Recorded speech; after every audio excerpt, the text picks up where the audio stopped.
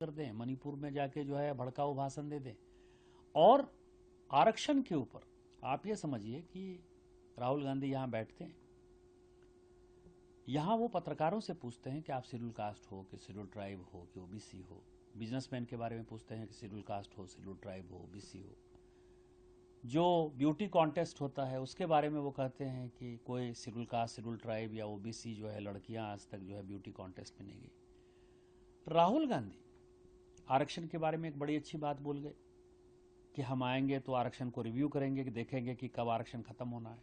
ये जो साजिश है आरक्षण खत्म करने की कांग्रेस की, एक तो शेड्यूल कास्ट, शेड्यूल ट्राइब को आरक्षण देने को तैयार नहीं थे, कॉन्स्टिट्यूएंट असेंबली में बहुत बहस हुई और फाइनली नेहरू के कारण जो है वो केवल 10 साल के लिए हुआ और 10-10 साल में हम शेड्यूल कास्ट, शेड्यूल ट्राइब के ओबीसी के आरक्षण को बढ़ाते हैं। ओबीसी के आरक्षण के लिए काका कालेलकर कमेटी बनी, 57-58 में रिपोर्ट आया, कभी लागू नहीं हुआ। 61 में नेहरू जी ने सारे मुख्यमंत्री को चिट्ठी लिख दी कि रिजर्वेशन लागू नहीं होगा। 67 में तो दरोगा राय उनके चीफ मिनिस्टर थे, उन्होंने आरक्षण लागू करने की कोशिश की, उनको रातों रात लात मार के भगा दिया। फिर जब जनता पार्टी की सरकार आई, मंडल कमीशन आया, मंडल कमीशन की रिपोर्ट 1980 में आई, इंदिरा गांधी उसको इम्प्लीमेंट नहीं की, राजीव गांधी ने उसको इम्प्लीमेंट नहीं किया। जब बीपी सिंह ने इसको इम्प्लीमेंट किया तो राजीव गांधी का बड़ा भयंकर भाषण है कि ये बड़ा काला दिन है, काला कानून है और ये नहीं लागू होना चाहिए। और 1952 से लेके 1990 तक जितने भी कांग्रेस पार्टी के मैनिफेस्टो रहे उसमें ओबीसी रिजर्वेशन का कांग्रेस पार्टी हमेशा विरोध करती रही। तो उन्होंने वहां कहा कि हम इसको रिव्यू करेंगे। लेकिन यहां वो क्या भाषण देते हैं, यहां वो दो चीजें करते हैं। यहां वो भाषण देते हैं कि हम जो है जातिगत जनगणना कराएंगे और 50% से ऊपर रिजर्वेशन दे देंगे। इस देश में अब 60% रिजर्वेशन है।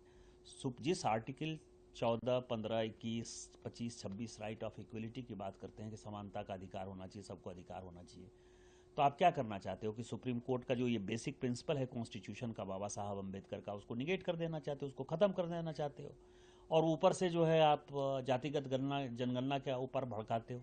यदि आप में हिम्मत है तो अमेरिका में जिस लोगों से आप मिल रहे हो, जो भारतीय आपसे मिल रहे हैं, कभी आपने पूछा है कि तुम शेड्यूल कास्ट हो कि शेड्यूल ट्राइब हो, ओबीसी हो? आपको ये नहीं लगता कि भारत में जो है अपॉर्चुनिटी कांग्रेस के कारण नहीं मिली, तो चाहे पूरा सैन फ्रांसिस्को है, चाहे अमेरिका है, चाहे यूके है या ब्रिटेन है, जर्मनी है, जहां कहीं भी लोग गए वो यहाँ के ब्रेन गए। और आप ऊपर से जो है वहां भड़काऊ भाषण दोगे, वहां के लोगों को भड़काऊ भाषण दोगे, यहाँ जो है आप ओबीसी के नाम पर भड़काना चाहते हो। यदि आप में हिम्मत था तो जातिगत जनगणना आपने कर्नाटक में क्यों नहीं लागू किया? आपकी सरकार है, वहां हो चुका है। छत्तीसगढ़ में क्यों नहीं लागू किया? तो एक तरफ उनको खालिस्तान बनाना है, एक तरफ उनको ग्रेटर बांग्लादेश बनाना है मुसलमानों के साथ, एक तरफ उनको जो है कश्मीर को भूभाग में कर देना। तो इसीलिए वो गोरवा चौब हैं। और मुझे लगता है कि ये एक देश के लिए सोचने वाली शर्मनाक घटना है कि अभी तक वो एक सांसद के नाते, कांग्रेस पार्टी के अध्यक्ष के नाते जाते थे, अब तो वो कॉन्स्टिट्यूशनल पोस्ट पर बैठे हुए हैं। और भारत की जो विदेश नीति रही है वो हमेशा ऐसी रही है कि पक्ष और विपक्ष सभी की विदेश नीति एक साथ रही है। माननीय अटल बिहारी वाजपेयी जी जब राजीव गांधी प्रधानमंत्री थे तो भी उन्होंने जो है डेलीगेशन का नेतृत्व किया था, भारत सरकार ने कराया था।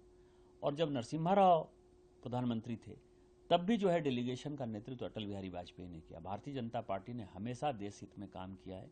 लेकिन राहुल गांधी का जो है इलाज कराने की आवश्यकता है। यदि इलाज नहीं हुआ प्रॉपर, उनके माइंड समझने की आवश्यकता है, या उनके मूवमेंट को भारत सरकार को देखने की आवश्यकता है कि ये किस तरह से देशद्रोही ताकतों के साथ हाथ मिलाकर भारत को डिस्टेबलाइज करना चाहते हैं, सीरिया जॉर्डन की तरह जो है, या फिलिस्तीन की तरह यहाँ माहौल बनाना चाहते हैं, या बांग्लादेश की तरह यहाँ माहौल बनाना चाहते हैं। ये जो उनके शब्द हैं इसको देखने की आवश्यकता